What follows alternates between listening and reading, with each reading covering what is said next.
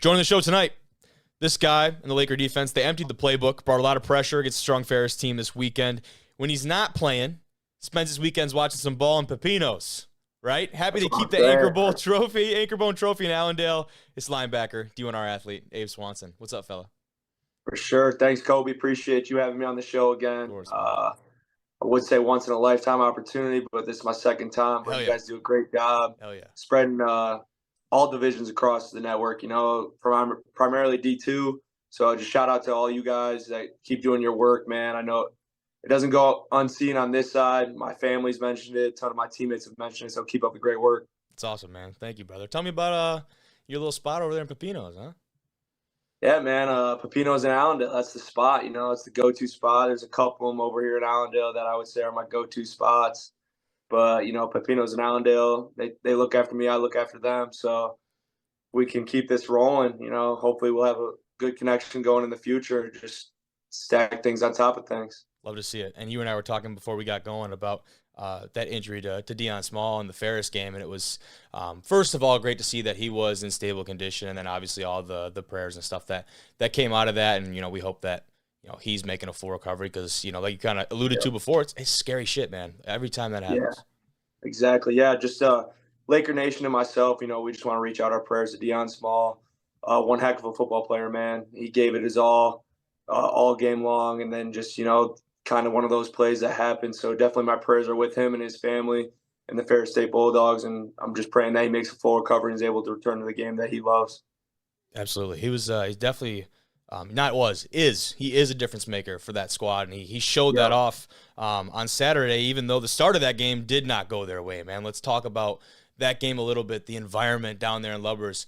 I don't know if anyone had a bingo card going into the game on this and what the different slots looked like. I can bet you that 35-0 start from the guys in blue was not on one of the squares. Yeah, I 100% agree with that on that bingo card. But for myself, that's kind of the mentality that we had.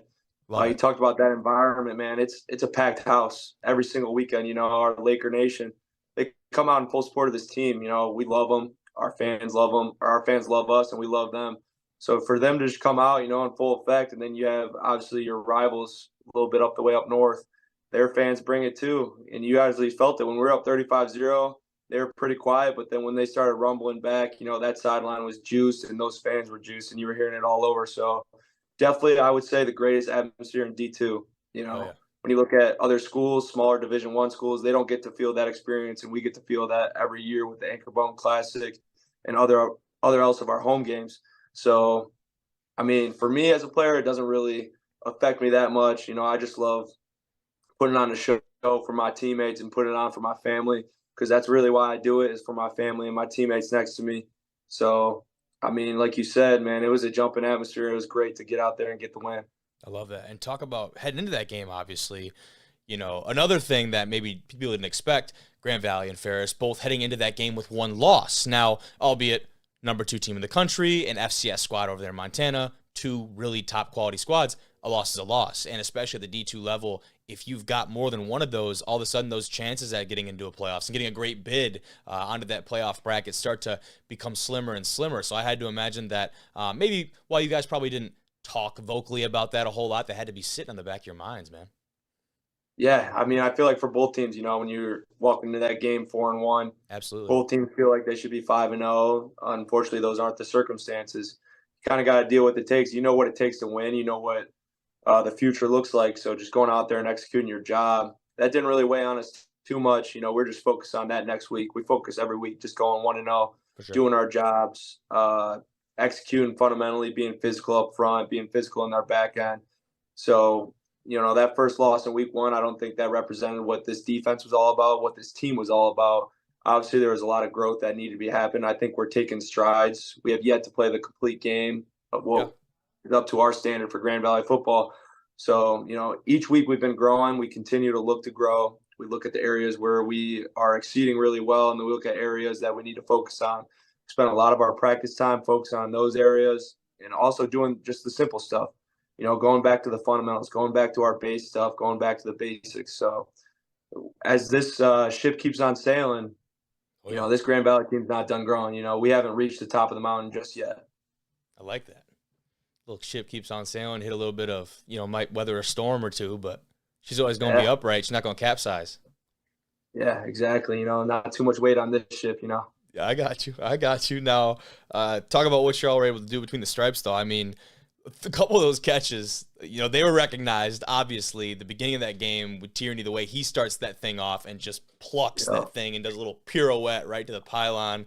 Knott's catch, I mean, we've seen that one over and over again, but you have that happen. You guys go for that onside kick. You just keep compounding this lead. The pick six, the game that Anthony had beside you, man, all of these things continue to go your way, and the biggest thing for me looking at your sideline, at least when I could on the broadcast, is your guys' composure. And I think Coach Wooster probably exemplified that more than anyone else. He never got too high or too low, and I think that was a direct reflection of the dudes on the team too, because even up 35-0, you guys you didn't change the way you approached the game. You playing the exact same game because you know the type of quality team that Ferris is. They come back and do that.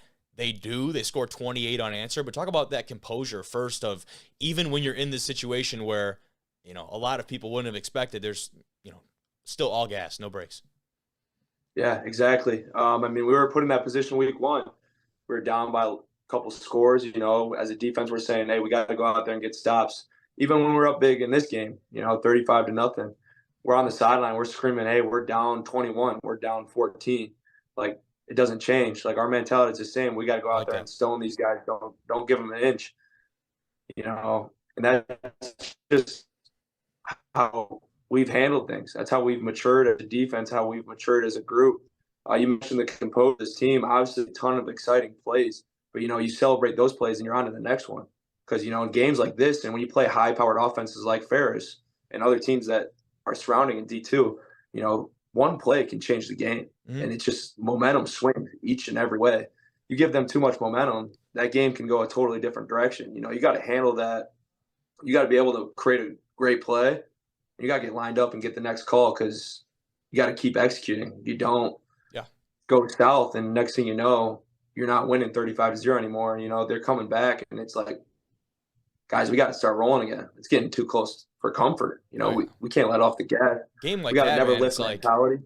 Whoever can survive those waves, right? Because both teams are eventually going to have those, right? Where they have all the momentum. You guys started with it. Ferris fights back. Who can survive? Who can endure? And then that's eventually comes out on top. You guys obviously able to do that. And the momentum, it seems like it shifted for them a bit when Golker comes into the game and he starts leading them down these drives. How did you approach the offense differently, if at all, between Malik and Carson Golker and those two when they were, under center? Yeah, obviously I'm not going to – I don't need no scheme. You know what I mean? Hey, no scheme or nothing. Just general. I got you. I'm not going to exploit our game plans and stuff. But obviously, we look at Malik and Carson as two different players, two different styles of quarterbacks. What we came to realize is that they're sticking to some of their base calls that we see more from Malik, but Carson's running them. So we kind of change up our plan. We're like, hey, let's just keep going. We're fired up. We're making plays. Obviously had a few busted coverages, a few busted calls, that created a lot of their yards, but if you look at if you just look at the game, I mean, we stick to our stuff. We keep running it, man. And who knows, it could be a lot to a little, to be up 35-0 to a team like Ferris, it's almost unheard of. Mm-hmm. So people are like, you're kind of like in the moment, you're slapping your face a little bit. You're like, hey, like, let's go. Let's just keep doing what we're doing. Players are making plays. You mentioned Anthony's name, making plays. The guy is just a dude. Unreal. The guy is literally just a dude. Like you put him out there, you're like, hey, go to work, do your job. And he's like, all right, I'm going to do my job, and I'm going to show you some more. Yeah. And then you mentioned those catches. You talked about, Cody's first catch and that tumble in the end zone. Man, we've been working those tumbles the last 5 years, winter conditioning. Mm. Our strength coach is like, hey, do 3 somersaults for us, and it shows up on tape. Hell yeah. And you just chuckle because it's what shows up. Kyle Knott, man, ESPN top 3, just making plays. Your number's called, making plays. Avery Moore. I mean, who's tackling that guy when the A train gets rolling, man? Who's stopping him? And when we just stick to what Grand Valley football is and what it means, man, I mean, it looks so bright, and even the future looks so bright. Guys coming up. I Yep. just mentioned guys that obviously, you got guys like me, Cade, Chris McCarroll, Cole Petrito, Stevie Roncelli, Colton Heibel, in their sixth year seniors. Oh yeah. And I mentioned a ton of guys that got 2 to 3 years left of eligibility. So, I mean, obviously, I'm not looking past this because my time's coming to an end. At the end of the season, I don't get to put on a Laker uniform anymore. So I'm leaving it all out there for those guys, the guys that I mentioned, those 6-year seniors, for this coaching staff, for my family, because that's all we got left. We only got 4 more guaranteed opportunities. I hear you, You man. never know. I had What I'm saying? It goes so fast. Blink of an eye, it's already halfway through the season. I feel that. I had the opportunity to play against those Adams guys, man. Petrito and Roncelli, Yeah. dude. We got a couple great OAA red matchups against those boys. Yeah, I was man, playing like D tackle, D end at the time. They run that damn veer, and Roncelli's coming down. I'm just me and him the whole night. Just give Roncelli that ball and that veer, man. Hard man to tackle. You saw it during KOR this year. They tried to squib it to Roncelli. Don't do that. Don't do that. Hey, don't do that. Don't do that. This guy's experienced. I love it, man. Man, like Stevie. Man, I mentioned Cardamone. You watch Stevie on the film. Man, that's just a dog, man. He doesn't care. Man, Stevie thinks he's 6'8", 250. Yes. That's how he plays. That's great. That's how he plays. He's got that. Yeah. He's got that mentality. It doesn't matter who you are. I'm gonna chop the tree. I'm gonna keep chopping until it falls. I love that. And man, that shows, man. He juices this team. You have no idea what it's like to play with a guy like that. I mean, you probably do. Sorry, but like for me, playing. I hear you though. I hear you. Playing with that guy, man. You're just looking at him. You're like, man, I got to go harder for this guy because he's counting on me. As much as he's putting out there, he's counting on me to give that much. And that, man, what I can say about, man, this team, man, I'm in love with them.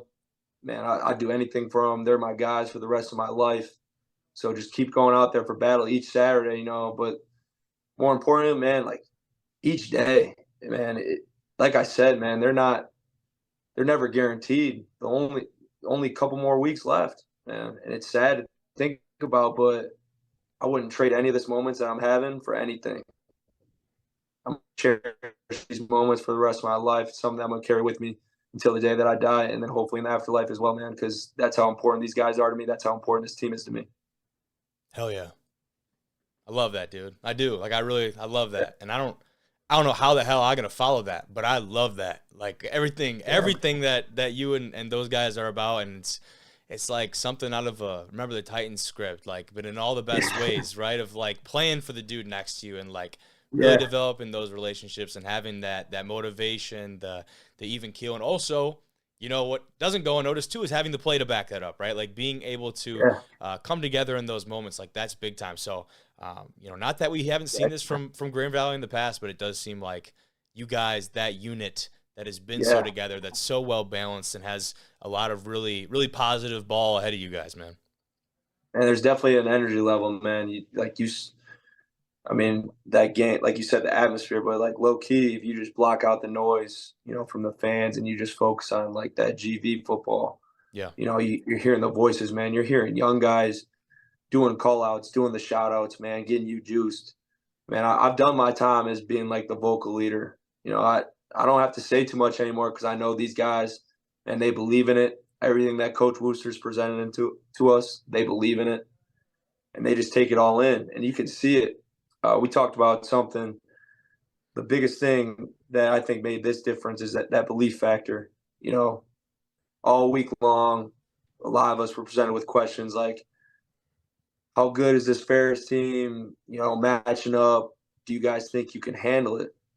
But, like, no one's flipping the script and saying, like, how good is this Grand Valley team? Obviously, I think a lot of that resorted back to our first couple weeks. I don't think we played Grand Valley football, not even close to Grand Valley football those first couple weeks. And then we start to get rolling. And it starts adding up, and you start really looking at it, really diving into it, and you're like, hey, man, they're stacking. They're getting momentum. And just this week, man, it just keeps adding to that. And like I said before, we haven't even put together that complete game. We're still striving for it. Like none of us, like nobody is satisfied. You walk in that building today on an off Monday, voluntary lifts because the NCAA regulations. Yeah. You got guys on tape sitting there for a couple hours, diving in. Doesn't matter who we play. It's another opportunity to go out there and show what Grand Valley football is all about, and that's what it's just that obsession. It's that driving factor. And this team, I'm telling you right now, Kobe, this team is going to be special and is special right now. I love it. I feel you, dude, and I don't disagree with you one bit. And it's important because you think about, people talk about momentum, right? And when teams get hot, and typically the teams that have that success and have that prolonged success in the year, they're not the team that starts off week one firing on all cylinders. I think people talk about it in the NFL a lot more because they play, they got a 17-week season, and it's about what teams get hot at the right time. That's a very real thing at our level too, and being able to show growth, even when you are a top 5 team in the country, you can still grow in areas. You know that. Other teams know that. Those other top squads, and they still have areas to improve. And when you can do that and move along, like you said, finally start to see pieces and inklings of that Grand Valley style of football and that upper echelon, that's either encouraging or terrifying, depending on which side you sit on, right? But no doubt from me over here, brother. You got a fan in me, and I'm excited to see where you guys go. I appreciate you, brother. Yeah, it means a lot to me. Of course, but I appreciate you coming back on, dude. I will see you this weekend. I won't ask you for any other scheme or anything like that, but it'll be a fun trip to the dome for you guys. We'll see you. It's all good, man. I'll see you up in northern Michigan this weekend, man. Let's catch up. Absolutely. See you, brother. Thank you. Appreciate it.